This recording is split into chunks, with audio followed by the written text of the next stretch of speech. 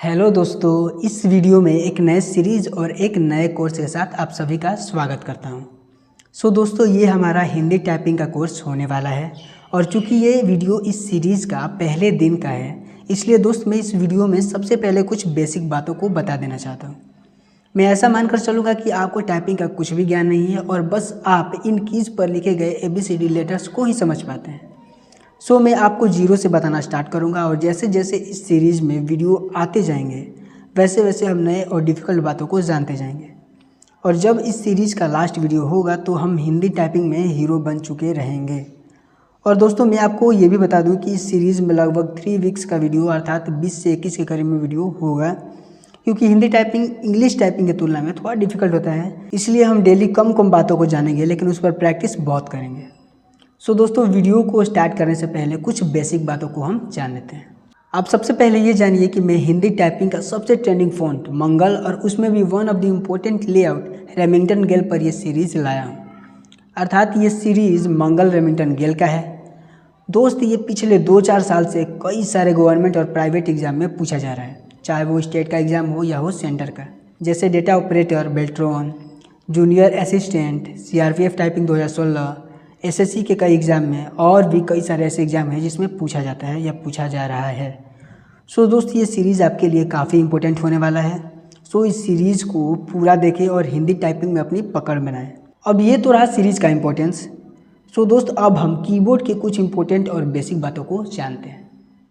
सबसे पहले दोस्त, आप ये जानिए कि हमारा ये कीबोर्ड जो है, इसमें कुछ कुछ इंपॉर्टेंट ऐसे कीज़ है या फिर कुछ कुछ ऐसे इंपॉर्टेंट रो यानी कि पंक्ति है जिसको टाइपिंग स्टार्ट करने से पहले उन सब के बारे में जानना ज़रूरी होता है।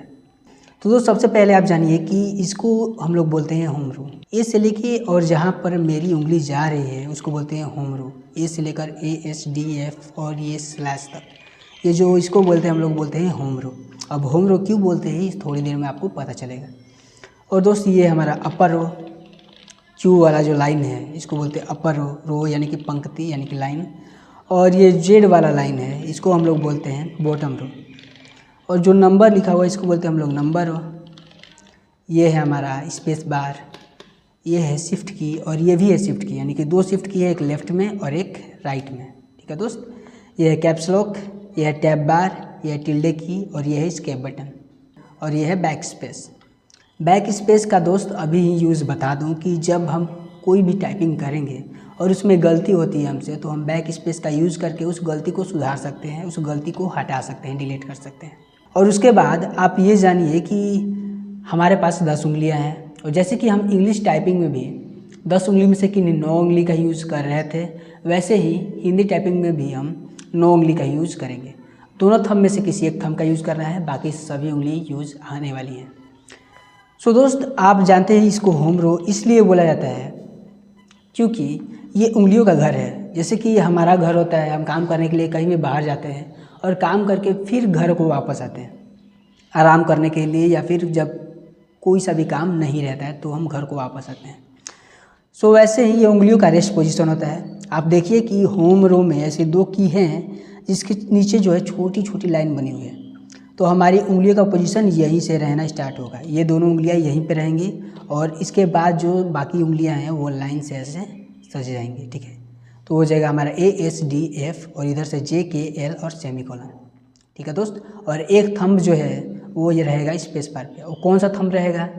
जिस हाथ का आप यूज़ ज़्यादा करते हो अपने रोज़मर्रा की ज़िंदगी में, चाहे पढ़ने लिखने में या फिर खेलने कूदने में, फिर बहुत सारे ऐसे काम हैं जो कि आप लेफ्ट हैंड से या राइट हैंड से ज़्यादा करते हो। जिस हाथ से ज़्यादा यूज़ करते हो उस हाथ के थंब का यूज़ आप करिएगा इस स्पेस बार को प्रेस करने में। अब बाकी एक थंब जो है वो नीचे रहेगा। ठीक है दोस्त, तो आप जो है उंगलियों को टाइप करने के लिए जहाँ पे भी ले जाते हो वो टाइप करके फिर वापस यहीं को लाते हो, इसलिए इसको होम रो बोला जाता है। ये उंगलियों का ये घर है। जब कोई सा भी काम नहीं रहता है ना, तो वो यहीं पे ऐसे रहती हैं अपने रेस्ट पोजीशन में। ठीक है दोस्त, इसीलिए इसको होम रो बोला जाता है। जैसे कि दोस्त, बहुत सारे ऐसे इंस्टीट्यूट होंगे या फिर बहुत सारे ऐसे टीचर हैं जो कि सजेशन देते हैं कि हिंदी टाइपिंग में हम एक की को शिफ्ट करके टाइप करें। जैसे कि हम यहाँ से उंगली को रखें, आप ए को छोड़ दें और SDF और G और इधर से KL सेमीकोलन और सिंगल इन्वर्ट को मैं ऐसे रखें। लेकिन मेरा सजेशन दोस्त यही रहेगा कि आप जो है जैसे इंग्लिश टाइपिंग में टाइप करते थे और इंग्लिश टाइपिंग में उंगलियों का जो रेस्ट पोजीशन था वैसे ही आप हिंदी टाइपिंग में भी रखें, क्योंकि दोस्त मैंने ये प्रयास किया था और मुझे काफ़ी दिक्कत होती है। अब दिक्कत क्या होती है आप ये जानिए दोस्त। जैसे कि मैं जानता हूँ कि इस उंगली से मैं डी प्रेस करता हूँ। इंग्लिश टाइपिंग जब मेरा कंप्लीट हो गया तो मुझे पता था कि इस उंगली से मुझे डी प्रेस करना होता है, और हिंदी टाइपिंग में डी से क होता है रेमिंगटन गेल में। सो दोस्त जब मैं उंगलियों को शिफ्ट कर दे रहा था यहाँ पे, तो मुझे तो ये पता था कि इससे डी प्रेस होगा, और जब मैं इसे क प्रेस करने की कोशिश कर रहा था डी से क, तो दोस्त क प्रेस नहीं हो रहा था, कोई और सा लेटर जो है वो प्रेस हो जा रहा था। सो दोस्त काफ़ी डिफ़िकल्टी आ रही थी उसमें, इसलिए मैं उंगलियों को फिर से यहीं पे शिफ्ट कर दिया और फिर यहीं से टाइप करना स्टार्ट किया। जैसे इंग्लिश टाइपिंग में मेरे उंगली का रेस्ट पोजीशन था जहाँ पे मैं उंगलियों को रखता था, वैसे ही हिंदी टाइपिंग में मैं रखता हूँ। और दोस्त हिंदी टाइपिंग इसलिए भी इतना मुश्किल है क्योंकि इसमें जो है के से क और के से ख नहीं होता है, ठीक है दोस्त। यहाँ डी से क होता है और ख जो है यहाँ से हो जाता है। सो दोस्त बहुत डिफ़िकल्टी आने वाली है। अब कोई ऐसा भी लेटर होगा, कोई ऐसा भी अक्षर होगा जिसको आप, जैसे डी से क होता है पूरा क होता है, कोई ऐसा भी अक्षर होगा जिससे अगर आप प्रेस करो तो आधा प्रेस होगा, उसको पूरा करने के लिए आपको किसी दूसरे की का यूज़ करना पड़ेगा। सो दोस्त हिंदी टाइपिंग में आप बहुत ज़्यादा प्रैक्टिस करिएगा और अच्छे से इतना प्रैक्टिस करिएगा ना कि आपको ये समझ में आ जाएगी कि कौन से की से आधा और कौन से की से पूरा जो है प्रेस होगा। और दोस्त मैं आज का वर्क आपको बता दे रहा हूँ। तो उंगलियों का ये रेस्ट पोजीशन है, एक थंब जो है वो यहाँ पे स्पेस बार पर रहेगा और दोस्त आप टाइप करना स्टार्ट करेंगे। अब टाइप करने का क्रम क्या है, तो दोस्त आपको टाइप करना है 1 2 3 4 और फिर इधर से 5 6 7 8, यानी कि सबसे पहले आपको टाइप करना है ये वाला, फिर ये, फिर ये, फिर ये, ठीक है दोस्त, फिर ये, फिर ये, फिर ये और लास्ट में ये टाइप करना है। तो ठीक है, अब इसको टाइप करने से क्या टाइप होगा, इसको जब हम प्रेस करेंगे ए को तो क्या प्रेस होगा हमारा ये जानते हैं।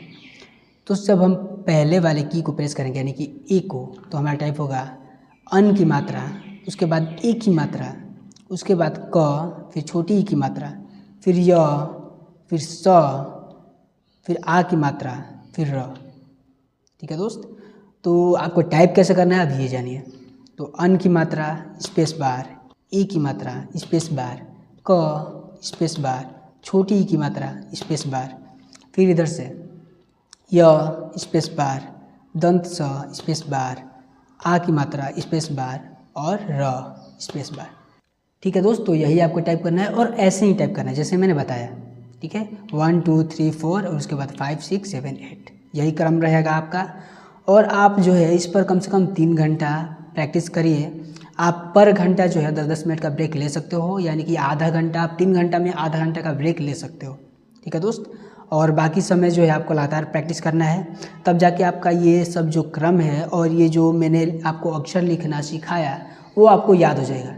आप अगर प्रैक्टिस करके याद करोगे ना दोस्त तो आपको बहुत ज़्यादा फ़ायदा करेगा, क्योंकि आप जो है उंगलियों से समझ जाएंगे कि हाँ इस की को जब हम प्रेस करेंगे तो इससे हमारा क प्रेस होगा, ठीक है। और दोस्त डे 1 का काम बस यही है, आप इतना ही प्रैक्टिस करिए। मिलते हैं डे 2 के वर्क को लेकर के, तब तक के लिए जय हिंद, वंदे भारत।